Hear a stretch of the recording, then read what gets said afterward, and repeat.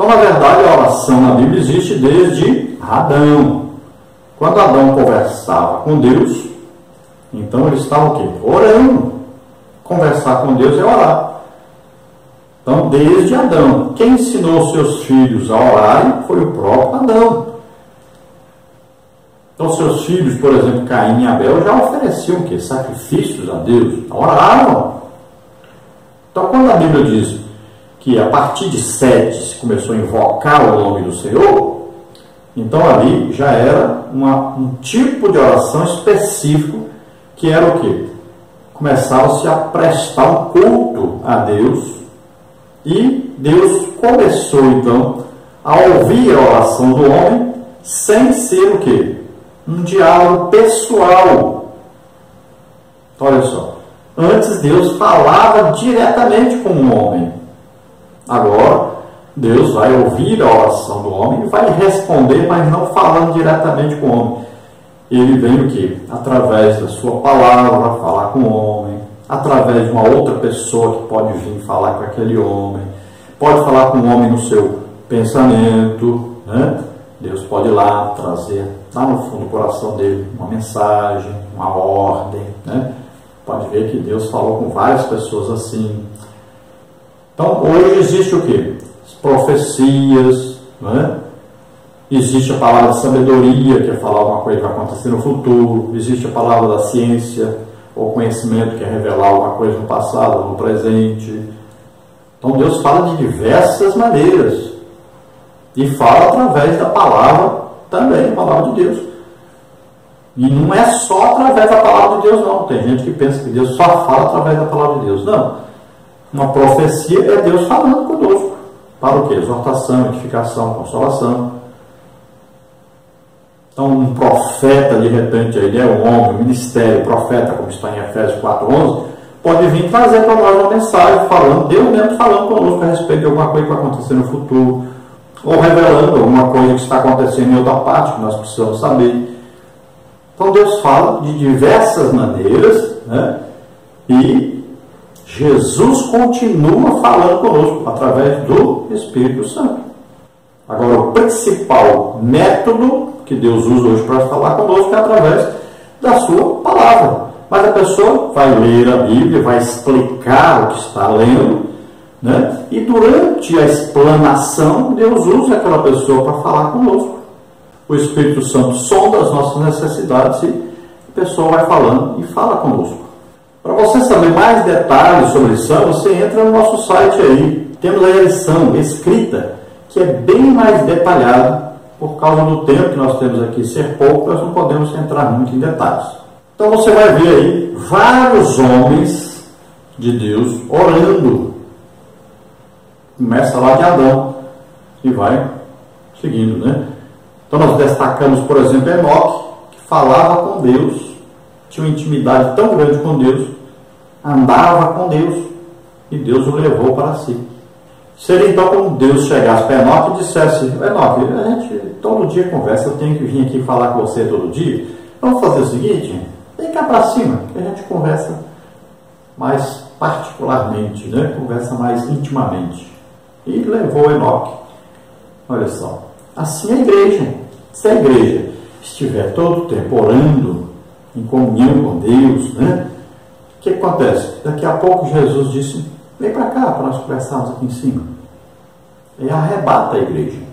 Então a igreja deve estar em contínua oração. Deve ter esse desejo de estar em oração, em intimidade com Deus. Vamos ver um destaque importante, que é Moisés. E Deus deu testemunho e disse: olha, com Moisés eu falo face a face. Com ninguém mais eu falo desse jeito. Disse isso para Arão e Miriam, irmãos de Moisés. Então, além dos nomes que estão na lição, nós temos vários outros, né? Aí, por exemplo, não aparece o nome de Davi, não aparece aí o nome de Eliseu, o nome de Salomão. Deus falava com eles. E temos os exemplos no Novo Testamento, que não aparece aí, né? Jesus falava pessoalmente, quando esteve na terra, com os homens. Depois morreu e ressuscitou, mas ele continuou falando. Olha aí. Ele apareceu a Pedro, Tiago, João, né? Paulo. Veja bem, está aí registrado na Bíblia. Então eles conversavam com Jesus, falavam diretamente com Jesus. Jesus vinha e aparecia isso. Então existe isso na Bíblia, tá? E você deve desejar maior intimidade com Deus. Deve desejar falar com Jesus. Se ele apareceu a eles, pode aparecer a nós. Você duvida disso? Pois não duvide, não. Muitas pessoas já viram anjo, falaram, né, receberam mensagem através de um anjo. Você acha isso impossível? Pois não é impossível, não.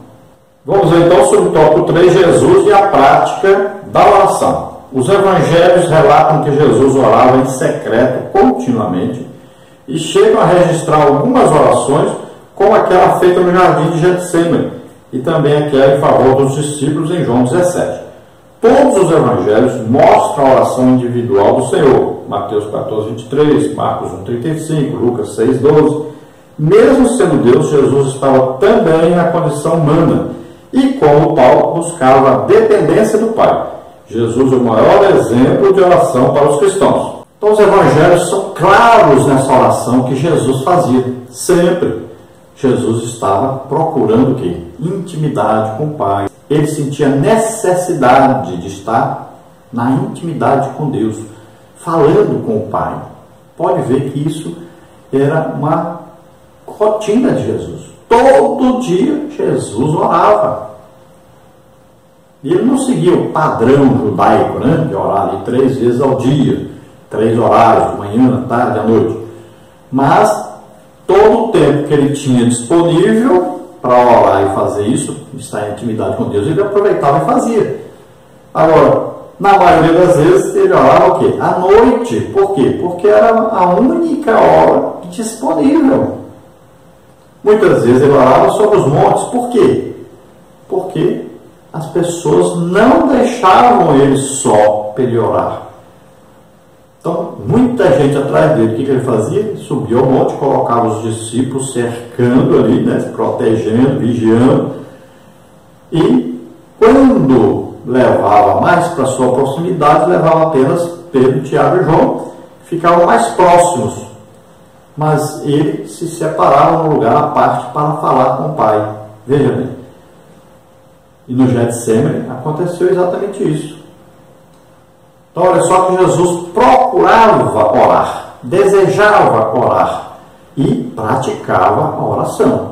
E você veja a oração sacerdotal que nós chamamos, né? Aquela oração que Jesus faz pelos discípulos, lá em João 17, e que é uma oração que nós vemos que Jesus está apresentando todos nós ao Pai, está intercedendo por todos nós. E lá é bem claro, diz, não só por esses, mas por todos que hão de crer em mim. Então, ali é uma oração feita em nosso favor, é uma intercessão de Jesus a nosso favor, de todos nós que compomos aí a igreja de Jesus Cristo na terra. E nós vamos ver que a oração não tem hora, pode ser de manhã, de tarde, de noite, qualquer hora você pode orar. E Deus promete em sua palavra que Ele ouve as nossas orações. Também nós temos que ver um fato interessante na palavra de Deus. Lá diz, ambos que Ele ama, os que de madrugada me buscam, me acharão. E Jó entendia isso, que ele falou que de madrugada, né, era a hora própria para buscar a Deus. Então, a oração feita principalmente de madrugada é muito importante. Porque você vai dar a Deus o principal do seu sono, a sua hora principal. É uma forma de adoração isso. E você vai conversar com Deus antes de começar qualquer coisa, né? Você está em oração. Quando você se levanta da oração, tudo vai ficar mais fácil. Já tomando café com a família, já lê um pedacinho ali da Bíblia, ora, já vai para o trabalho, você orou, né? Já é outro tipo de trabalho. Então, tudo que você for fazer durante o dia, você já começou bem, começou com oração, dependendo de Deus, tendo ajuda de Deus durante todo o seu dia. É muito importante fazer essa oração pela madrugada, todos os dias. É uma prática que sempre houve na igreja. todos aqueles que aceitavam Jesus faziam isso. Por quê? Oração é como um peixe que já nasce nadando. Todo crente aceitou Jesus, a partir do momento do seu novo nascimento ali, ele já sabe orar, ele já sabe conversar com Deus, ele já começa a conversar com Deus. Então essa oração deve ser a prática normal da vida do crente, orar todos os dias, principalmente essa oração de madrugada, só você e Deus. Eu faço isso desde o dia que eu aceitei a Jesus como Senhor e Salvador. Todo dia cedinho tem um quartinho aqui onde eu gravo aqui os vídeos, eu gravo na minha casa, um quartinho de oração, que a gente fala lugar secreto ou quarto de guerra, né? Cada um bota o nome aí. Então, meu quarto de oração. Todo dia, desde que eu aceitei Jesus, eu estou aqui. Tem dia que eu oro 3 horas, tem dia que eu oro 2 horas, e sempre, pelo menos 1 hora todo dia, estou orando. Oro mais em línguas do que em português. Então devemos orar com entendimento, mas também devemos orar no Espírito Santo. Então devemos sempre estar orando. E quando eu viajo, né, eu estou ali no quarto onde me colocam, ou na casa da pessoa, né, me colocou em algum quarto de alguém, em alguma casa, ou no hotel, numa pensão, não importa onde. Eu ali aproveito sempre para orar, pelo menos 3 horas todo dia, eu estou orando ali. Não estou passeando, não vou fazer turismo, eu vou fazer a obra de Deus. Então, eu quero ter ali os meus momentos de oração, de conversar com Deus, de interceder por aquela igreja, né? Depois eu vou ministrar ali a palavra de Deus, as curas, libertações, batismo do Espírito Santo. Vamos pregar para que haja salvação de almas. Então, é importante a oração e é um abastecimento, é como carregar uma bateria para você poder ser usado por Deus. Então, se nós somos imitadores de Jesus, nós somos praticantes de oração. Tópico 2, a oração no Sermão do Monte. O Senhor Jesus falou sobre o assunto do Sermão do Monte para corrigir as distorções existentes na época sobre a oração. É necessário reconhecer nas palavras dos versículos 5 a 8 o que Jesus estava ensinando, qual prática tinha a aprovação de Deus e o que era reprovado. Então os judeus tinham o costume de orar. Aprenderam principalmente com um exemplo muito grande de homem de oração, que era Daniel, que orava 3 vezes ao dia, né, com a janela voltada para Jerusalém, obedecendo o quê? Uma orientação que estava na palavra de Deus, porque Salomão, quando orou, pediu a Deus, quando em qualquer parte do mundo, um seu filho, descendente de judeu, orar e estiver voltado para esse templo aqui em Jerusalém, atende a oração. E Deus concordou com isso. Então todos os judeus fazem isso. Quando vão orar, oram voltados para o local do templo, porque está na palavra de Deus e é para eles. Não tem nada a ver conosco, né? Nós temos o Espírito Santo em nós. Então nós oramos, né, com pensamento sempre. Jesus disse o quê? Quando você for orar, Pai que está o quê? Onde? Nos céus. Então o seu pensamento está voltado para o céu. Deus está no céu. Então Jesus corrige algumas orações, problemas que estavam existindo com quem fazia oração, a maneira que fazia oração, lá no Sermão do Monte. Então, tópico 2, a oração no Sermão do Monte. Subtópico 1, oração nas praças e nas sinagogas. Subtópico 2, oração em secreto. Subtópico 3, as vãs repetições.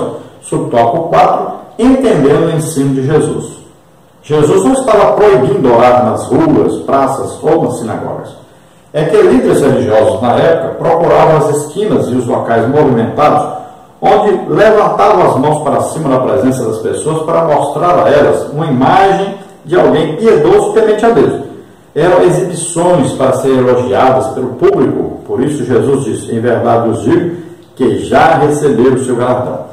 São essas práticas exibicionistas que Jesus proibiu aos seus discípulos, e não as orações em público ou nas igrejas. Ele mesmo ensinava, pregava e curava nas sinagogas. Veja Mateus 4:23. Estava orando quando o Espírito Santo desceu sobre ele no batismo, sendo batizado também Jesus, orando ele, o céu se abriu. Veja aí Lucas 3:21. Ele também orou em público por ocasião da ressurreição de Lázaro, João 11:41 a 44.